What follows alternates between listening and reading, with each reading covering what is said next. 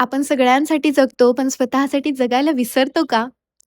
आजचा दिवस नेहमीसारखा सुरू झाला, पण मनाला आतून स्पर्शून गेला बरं का. सकाळी उठल्यापासून घरात गडबडच गडबड. पाहुणे येणार होते. कामांची रांग, एकही संपत नाही तोवर दुसरं सुरू. पण या सगळ्या धावपळीत आज स्वतःसाठी छोटासा संकल्प केला. स्वतःसाठी थोडासा वेळ काढायचाच.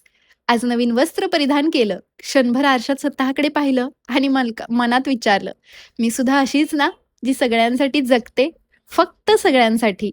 काम करत करत कुकर लावला, भाजीची तयारी केली, डाळ फोडणीला दिली. हात कामात आणि मन मात्र कुठेतरी दूर पळतंय. आणि त्या सगळ्या गडबडीत मी फक्त एक छोटासा क्षण घेतला बरं का. एक संत्र खायचं ठरवलं. पण त्याचीही साल काही निघेना.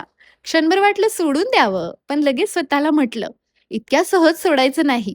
स्वतःसाठी आहे हे." मग सुरीने कापून हसतच खाल्लं आणि मन शांत.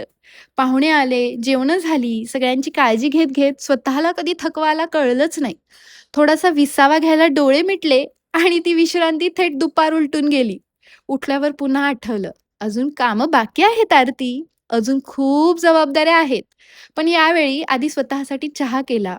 चहाचा कप, वाफाळणारा छान चहा आणि माझे विचार. वाह! स्वतःसाठी जगायचं हे विसरायचं नाही. इतक्यात हेर नजर गेली. एक चालक दादा गाडीत शांतपणे जेवत होते.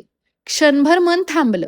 आपण घरात असून थकतो आणि हे लोक घरापासून दूर दूर राहून रस्त्यावरच आयुष्य जगतात. अर्ध आयुष्य तर गाडीतच जातं त्यांचं.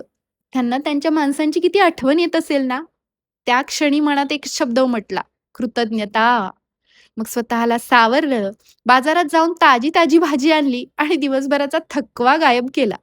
मी सगळ्यांसाठी जगताना आज स्वतःसाठीही थोडं जगले. चला, पुनर्मिलाम नवतेने.